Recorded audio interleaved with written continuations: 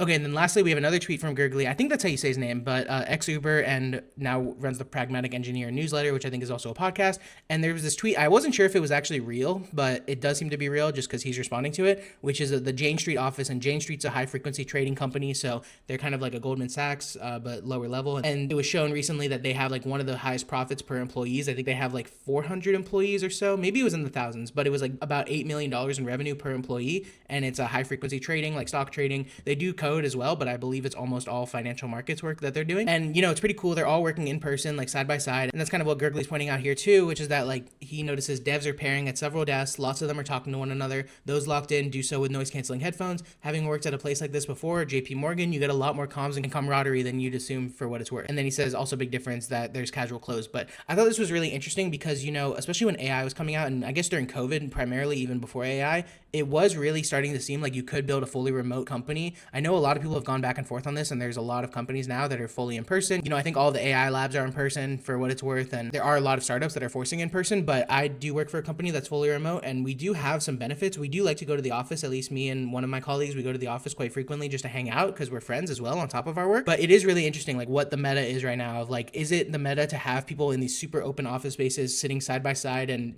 being able to talk to each other, being able to work with each other. And it is kind of an accountability thing, like I guess to make sure people aren't like slacking off and all that. But also it's like you look at GitLab and they're a fully remote team. They have this huge handbook of how to build fully remote companies, and that seems to work pretty well for them. So I don't know what the meta is right now. I think it is very interesting. I don't know like which is the best. And like if I was going to start a company in the future, would I require people to come into the office? You have so much bottleneck of like commute and being limited on your hiring based on regional. That's why you kind of have to move to San Francisco, even though personally I'm in LA and I would like to build my companies in LA. It's just a lot to think about and a lot to consider. And I don't think there is a best practice right now, but it is interesting how a lot of companies have tried to return to office. I know a lot of people would say that the return to office piece is also like to help lay up people off. So like you kind of force them to return to the office, that X% won't be able to, so you can just lay them off or fire them. But if we're approaching it from a non-cynical perspective, it is interesting to think about like what the best practice is for building these teams and how to manage and coordinate with them.